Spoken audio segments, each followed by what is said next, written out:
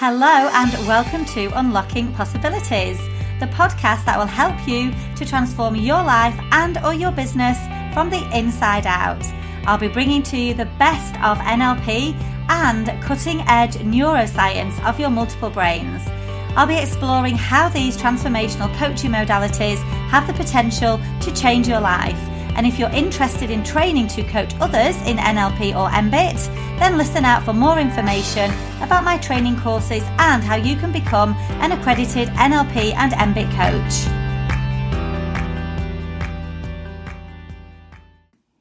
Hello and welcome to this episode of Unlocking Possibilities with NLP and Coaching. So I am Sarah Fletcher, your host, and in this episode, we're going to be talking about taking courageous action and what that might look like, what it might feel like, and maybe why people don't take courageous action in their life. You know, what stops us from following our dreams, living our life to the fullest, doing things that we really, really want to do. So I want to share a little bit, first of all, of my own story with you about my career and courageous action that I've taken and also not taken, and reasons why at that time I didn't take that courageous action. And one of the things we say in NLP, one of the presuppositions of NLP, is that, you know, we make the best choice we can at the time with the resources we have available to us. And what this means is that when we make decisions, we make them because in that moment it feels like the best decision with the resources that we've got inside of us, our decision-making skills, you know, the way that we're processing and thinking at the time. This can really support us as well in if you are feeling regretful about something, or if you're wishing you'd made a different decision, it can be really useful to sort of just hop on your timeline and go back to that moment of decision making and think, well, in that moment, it did feel like the right thing to do.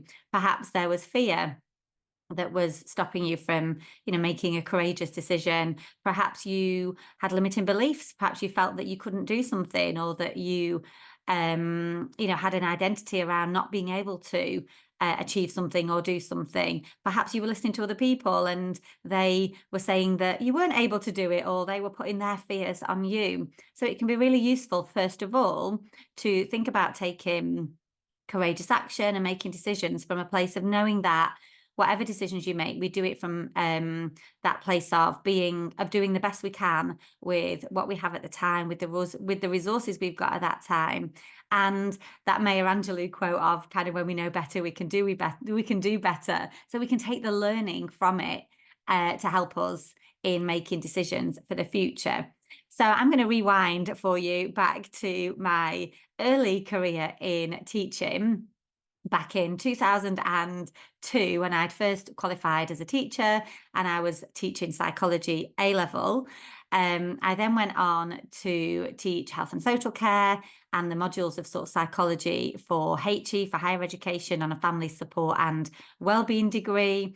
And throughout my time as a teacher, so that was over sort of 15 years as a teacher and program leader, I also ran a part-time therapeutic business where I had qualified in psychotherapy, hypnotherapy, NLP, and some other methodologies that I think when you're a therapist or involved in personal development, you're always learning, always on that journey of wanting to know how you can enhance your work, how you can improve your own life and help others to improve theirs.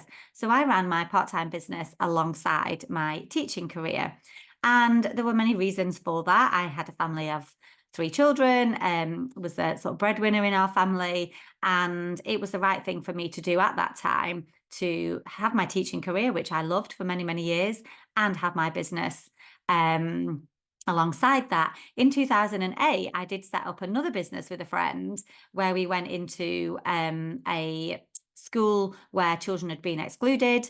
So it was a special educational provision for young people who had been excluded from school.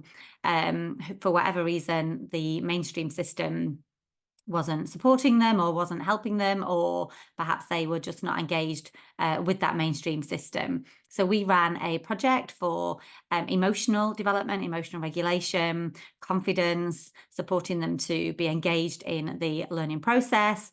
And we did that for a couple of years, which was just a fabulous, fabulous time, great experience. And then because we both fell pregnant with our children.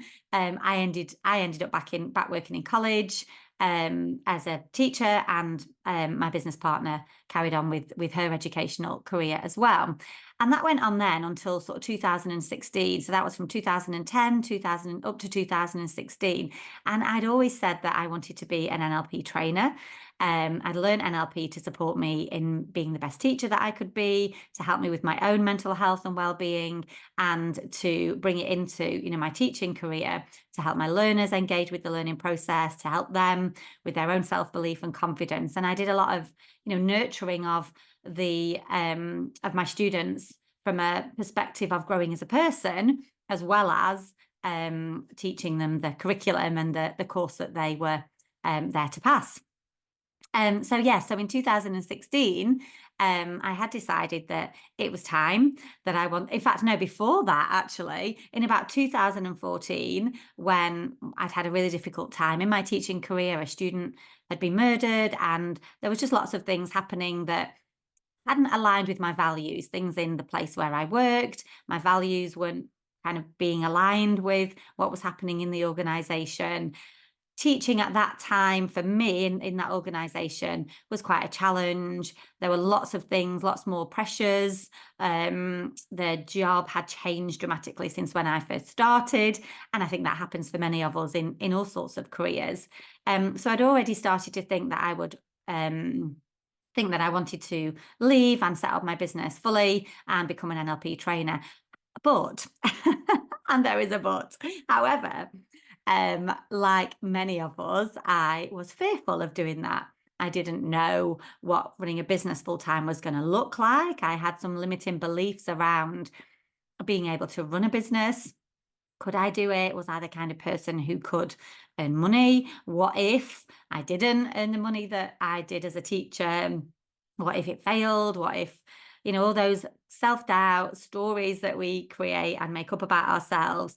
And, I didn't, although I'd ran a business alongside my teaching, in my perception of that, and it is just a perception, my perception of that wasn't that it was a successful business, I'm going to say, because in my mind, in my perspective at that time, I didn't have to work hard to get that work. And I've got some different beliefs about that now.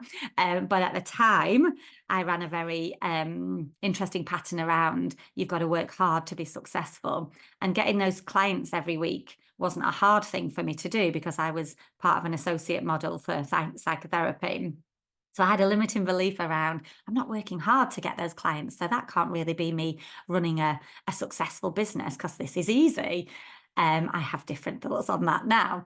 So I did, like many people do, talked myself out of leaving my teaching and setting up my business for a good 18 months. In fact, I handed my notice in and then retracted it. I listened to other people. Oh, are you sure, Sarah? What are you doing that for? You've got a great pension and you've got a really good job. And it wasn't even like I didn't like my job. I actually loved teaching. Unfortunately, there were just lots of other things that were involved in the job that took me away from doing what I loved.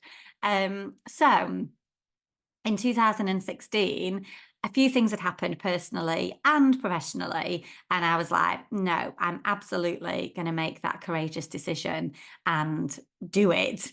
And interestingly, and this is how our brain works, our brain works on that familiarity and safety, that we continue to do the things that feel safe and that feel certain and that feel comfortable. Because stepping out of that feels uncertain and unsafe and uncomfortable. So even though I took the leap of faith and the courageous action to leave teaching, actually, I still kept myself safe by doing some work still in that organisation and working in schools with young people, doing coaching with young people. So yes, I had taken part of my courageous step, but not fully launched into what I really, truly, deeply wanted to be doing. Although in all fairness, at that time, I hadn't yet trained as an NLP trainer. So that was part of the journey of my own growth and the the growth of my business. So I then became an NLP trainer in 2018. Then, of course, COVID came, and things changed anyway. Sometimes there's a forced change for us that makes us change things. So the forced change of COVID made me think about things differently anyway. And I want to share this with you, my own experience of things that I've done. Rewind a little bit as well, actually, throughout my teaching career and having my business on the side, I also did other things. I became a hypnobirthing practitioner. So from my own experience of giving birth and struggling with postnatal transition and not wanting other women to have that experience, I also qualified as a hypnobirthing practitioner and did that for a few years within my therapeutic practice and teaching career. So there were different things that I'd done. So I did have that experience of running a business, but I didn't perceive it as running a proper successful business. So then when I came to run a proper business, it felt different to what I had been used to. And this is what we do a lot of the time, I think, with things in life. We forget actually how resourceful we are and perhaps what experiences we've had that are similar to what we want to do, but we're not giving ourselves credit for. I was talking to somebody who had been on my live Kiss Your Life live event a few weeks ago. And she said, oh, what was really good was that when we were doing the confidence session, she said that it invited her to remind herself of all the other times that she'd felt confident. And this is what your unconscious mind does. Once you unlock part of it, then lots more resourcefulness and experiences and memories are ignited, and you begin to remember all of those other times that you have been confident or that you've made courageous decisions. And this is what we teach in NLP. Part of, we call it chunking, is to chunk sideways. Well, what else is similar to what you want to experience? What else have you done that has given you, that similar experience or that similar feeling? And then you start to open up a world of possibilities. So for me, I then started to go, well, actually, of course, I've got similar experiences. I've ran a business, a hypnobirthing business. I've ran a business in a school with my friend. I've etc. Ran this, done that. I've had loads of similar experiences. And when I realized and absolutely let myself tap into those resources within me, then I could have a different perspective and perception on how I was perceiving myself in this business context of running a full-time coaching and training business. And this is how we often limit ourselves. We forget how resourceful we are. We forget the experiences we've had that we can draw upon that inform then our decisions for the future. We limit ourselves by saying, well, I've never done that before, or I haven't had that experience, or I've not got an example of that, so I'm not going to be able to do it, or I'm not the kind of person who can do it. What we can do is we can start to tap into those experiences that we've had that are similar. We might say something to ourselves like, oh, I'm not a very confident person, or I want to go and give a presentation, but I'm not confident enough to go and give that presentation. Well, what about all those other times in your life when you have shown up as the confident version of you? Perhaps when you were younger and you learned to ride your bike and you got better at it. Perhaps you learned to swim or dance, or perhaps when you started a new job and you learned the skills of a new job, and the more you do it, the more confident you get. So we tell ourselves these stories of limitation of, I can't do this or I can't do that because I haven't done it before. But there are many other examples and situations in your life when you've done something similar, when you've had a context in which you've experienced that confidence or that whatever it is that you want. So like me running a business, yes, I didn't have a solid example of running a full-time coaching and training business, but I had many examples of being successful in different areas of business and life that I could draw upon to help me feel more confident and self-assured in running a successful training and coaching business in this context, in the way that I run it now. And of course, over the 5 years, that's changed anyway. The way that I run my business, what I do, who I serve, who I work with, how I do it has changed because I've grown, I've evolved, I've learned lots of new things. And the people that I train and work with have also changed because I've changed. So I think, one of the things I wanted to really bring your awareness to and to consider for this podcast episode was thinking about taking that courageous action and what stops you from taking it. And usually it is those stories, those limiting beliefs, the feeling that we haven't done it before. So what if it fails? What if I can't do it?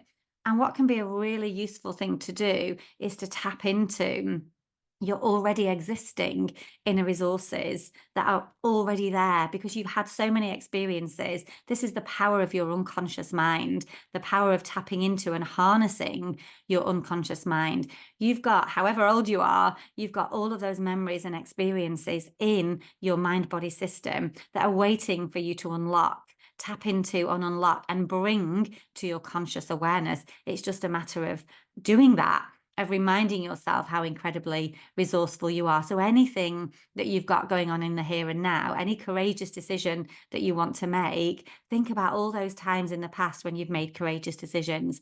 Think about when it's worked out previously. I've just been having a conversation with one of my NLP practitioners, supporting her in growing her business. And we did exactly the same with her. She was thinking about where she wanted to take a business, who she wanted to serve, what she wanted to do. She's in education. And I was saying to her, so all of those things that you've already done and are already doing, how can you bring those into the creation plan for the future? Because you're already doing so much of it now.